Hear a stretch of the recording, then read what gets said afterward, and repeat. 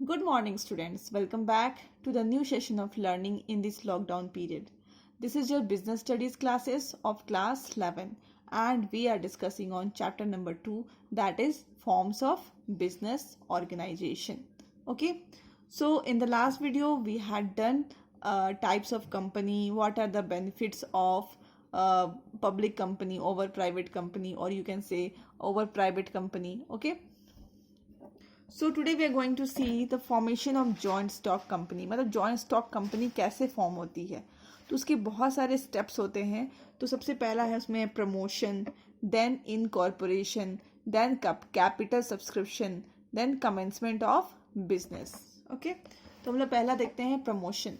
Okay, this is the first step, ठीक है, of the formation of joint stock company, that is promotions. तो ये कहता है this stage includes all the steps right from conception of the idea to start the company till it is formed.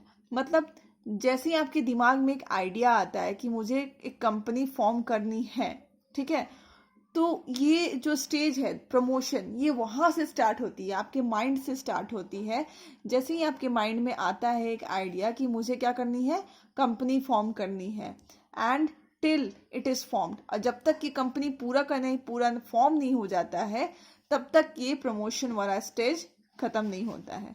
मतलब starts from right the conception of ideas and till it is formed. Okay, the person who performs all the activities of promotions are known as promoters। And जो persons होते हैं जो बहुत सारे activities perform करते हैं सारे प्रमोशंस का, उनको हम क्या बोलते हैं, प्रमोटर्स। अब हम स्टेप्स ऑफ प्रमोशंस देखेंगे। प्रमोशंस के क्या क्या स्टेप्स होते हैं। पहला है आइडेंटिफिकेशन ऑफ बिजनेस अपॉर्चुनिटी। सबसे पहला तो मुझे क्या करना है, आइडेंटिफाई करना है, पहचानना है कि मुझे कौन सा बिजनेस करना है, कहाँ मुझे अपॉर्चुनिटी मिलेगी। ठीक है, जैसे अभी देख लो, अभी जो हमारा इकोनॉमिक कंडीशन हो गया है, बट जितनी भी चीज़ों में नुकसान हो जाए, बट आप मेडिकल शॉप को देख लो, कभी कोई नुकसान नहीं हुआ है, because this year we are facing medical emergency. Okay, at the same time grocery दुकान को कभी भी कोई नुकसान नहीं हुआ, because they are selling basic necessities goods. Okay, and vegetables, fruits, ये सारे दुकान को कभी नुकसान नहीं हुआ है। ठीक है, इकोनॉमिक जो आप बोलोगे डाउनफॉल में भी, तो हमको इसी तरह का आइडेंटिफाई करना है बिजनेस अपॉर्चुनिटी, कौन कौन से अपॉर्चुनिटी हमारे पास है। ठीक है, फिर नेम अप्रूवल, फिर मुझे अप्रूव करना होगा एक नाम कि मैं उसका नाम क्या रखूं। अपॉइंटमेंट ऑफ प्रोफेशनल्स, फिर मैं बहुत सारे एक्सपर्ट्स, अलग अलग फील्ड के एक्सपर्टाइज को मैं रिक्रूट करूंगी, that is appointment of professionals. Preparation of necessary documents, फिर मैं जितने भी documents which are required to commence a business, वो मैं तैयार करवाऊंगी। ठीक है, next stage is incorporation. Okay, incorporation refers to registration of a company under companies act 1956। Incorporation का मतलब होता है कि जो हमें रजिस्ट्रेशन, यू नो ना, जॉइंट स्टॉक कंपनी की रजिस्ट्रेशन कराना कंपलसरी होता है अंडर कंपनीज एक्ट 1956। तो जो हम रजिस्ट्रेशन करा रहे हैं, दैट इज माई इनकॉर्पोरेशन। अब इसमें भी बहुत सारे स्टेप्स होते हैं, like filling necessary documents. Obviously आप कभी भी रजिस्ट्रेशन कराने जाओगे, सबसे पहले स्टेप क्या है कि आपको जो भी नेसेसरी डॉक्यूमेंट्स होंगी वो फिल करना पड़ेगा। देन पेमेंट ऑफ फीस, ठीक है, रजिस्ट्रेशन फीस आपको पे करना पड़ेगा। ठीक है, देन रजिस्ट्रेशन होगी, देन आपको सर्टिफिकेट ऑफ इनकॉर्पोरेशन मिल जाएगा। Okay, then third is capital subscription. Okay, capital subscription, after getting the certificate of incorporation, the private companies can commence their business activities। अब कोर्स हमने ये पढ़ा था जब हम लोग पढ़ रहे थे ना कि क्या क्या प्रिविलेजेस मिलती है प्राइवेट कंपनी को ओवर पब्लिक कंपनी। मतलब जो बेनिफिट्स मिलती है प्राइवेट कंपनी को when compare to public company, तो उनको ये जो सर्टिफिकेट मिल जाता है ना, सर्टिफिकेट ऑफ इनकॉर्पोरेशन, तो उसके बाद वो अपना बिजनेस स्टार्ट कर सकते हैं। ठीक है, वही लिखा है यहाँ पे, जब उनको सर्टिफिकेट ऑफ इनकॉर्पोरेशन मिल जाता है तो प्राइवेट कंपनीज अपना बिजनेस स्टार्ट कर सकती हैं। बट पब्लिक लिमिटेड को has to perform the third stage and get the certificate of commencement. जब लेकिन जो पब्लिक कंपनी होती है उनको थर्ड स्टेप तक जाता पड़ता है, और सर्टिफिकेट ऑफ कमेंसमेंट मिलने के बाद ही वो अपना बिजनेस शुरू कर सकते हैं। ओके, अब कैपिटल सब्सक्रिप्शन में कौन कौन से स्टेप्स होते हैं? सबसे पहले सेबी का अप्रूवल चाहिए, then appointment of brokers, brokers का अपॉइंटमेंट चाहिए, देन अलॉटमेंट ऑफ शेयर्स चाहिए, ठीक है। Then next is commencement of business. Okay, after subscription the security of the company applies to the registrar to issue the certificate of commencement. Okay, ये सारे चीज़ों के बाद वो रजिस्ट्रार के पास जाते हैं एंड उससे क्या मांगते हैं? सर्टिफिकेट ऑफ कमेंसमेंट मांगते हैं। The registrar will verify all the documents submitted by the company. और रजिस्ट्रार क्या करती है? सारे डॉक्यूमेंट्स को वेरीफाई करती है which a company has submitted to them. If he satisfy then he will issue a certificate of commencement. जब registrar देखती है कि जितने भी डॉक्यूमेंट सबमिटेड हुए हैं they are well and they are well presented, और वो उससे सेटिस्फाइड अगर होते हैं तो उसको अप्रूव कर देते हैं एंड उसको सर्टिफिकेट फॉर कमेंसमेंट मिल जाता है, ठीक है। Documents used in the formation of a company. अब कौन कौन से डॉक्यूमेंट यूज होते हैं formation of a company? These are very important documents. 3 documents होते हैं। पहला है मेमोरेंडम ऑफ एसोसिएशन, जिसको हम लोग शॉर्ट में MOA बोलते हैं, और बहुत टाइम्स तो ऐसा होता है कि इसका फुल फॉर्म लिखने को आपको मिलता है। एंड दूसरे को बोलते हैं AOA, that is articles of association, and third is prospectus. Okay,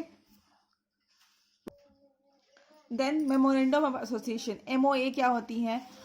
is the principal documents of a company.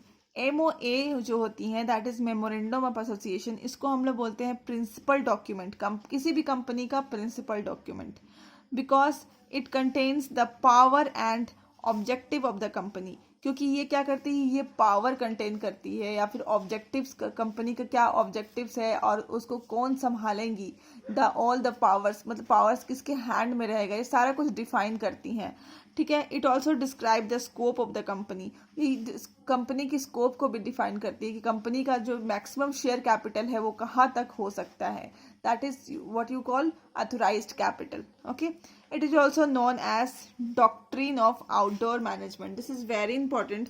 इसको हम लोग क्या बोलते हैं? Doctrine of outdoor management. Okay, अब इसके कंटेंट क्या क्या होते हैं? Content of memorandum of association, name clause, मतलब कौन सा कंपनी का क्या नेम होगा। स्टेटरी क्लॉजेस होता है, ये स्पेलिंग थोड़ी मिस्टेक है। ऑब्जेक्ट क्लॉज, ठीक है, liability clause and association clauses. जी, you have to just memorise कि ये होता क्या है, ठीक है। नेम्स आपको बस लिख देना है कंटेंट में। Then next is articles of association. It contains rules regulations regarding the management of the company. Articles of association में जितने भी रूल्स रेगुलेशंस हैं जिससे आप कंपनी को ऑपरेट करेंगे, ये सारे कुछ लिखी रहती हैं। Okay, it defines the power, duties and right of the manager and board of directors. ये साथ ही साथ डिफाइन करती है कि क्या ड्यूटी है या फिर क्या राइट है मैनेजर्स का और बोर्ड ऑफ डायरेक्टर्स का, ठीक है। Generally all the companies prepare their own articles of association, और जनरली सारे कंपनी अपना आर्टिकल्स ऑफ एसोसिएशन खुद प्रिपेयर करती हैं, क्योंकि उनको पता है कि उनको किसके हैंड्स में पावर देना है, किसको क्या रिस्पॉन्सिबिलिटी देनी है, किसको क्या ड्यूटीज देनी है।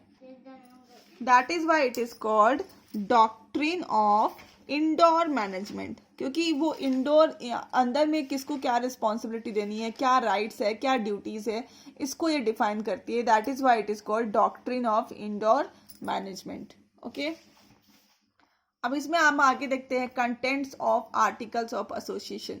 आर्टिकल्स ऑफ एसोसिएशन के क्या क्या कंटेंट्स होते हैं? पहला है rights of share holders, share holders को क्या क्या राइट्स मिले हैं। Procedure for transfer of shares, मान लो अगर शेयर्स को किसी दूसरे के नाम पे ट्रांसफर करना है, क्योंकि शेयर्स ट्रांसफरेबल होते हैं, तो क्या प्रोसीजर होगा, कंपनी की सील कैसी होगी, procedure regarding keeping of books of accounts, कैसे आप बुक्स ऑफ अकाउंट्स, कौन कौन से मेथड्स एंड प्रिंसिपल्स के थ्रू आप बुक्स ऑफ अकाउंट्स को मैनेज करोगे, duties, powers and remuneration of directors, सारे डायरेक्टर्स के ड्यूटी क्या क्या होंगे, क्या पावर्स उनको असाइन किया गया है, साथ ही साथ उनको क्या सैलरी दी जाएगी, ठीक है। प्रोसीजर फॉर कंडक्टिंग मीटिंग्स, और क्या क्या उनको मीटिंग जो होती है, it is compulsory for the company to have meeting for at least 2 or 3 times a year. Okay, तो ये जो होते हैं या फिर उनकी क्वार्टरली मीटिंग होती है या तो फिर 3 ईयरली या तो हाफ ईयरली जो मीटिंग्स होती हैं वो किस तरह से होंगी. ओके, ये सारे कुछ इसमें डिफाइंड होते हैं. Next is prospectus. According to Companies Act 1956, prospectus is any document that invites deposits and offer from the public for the purchase of shares.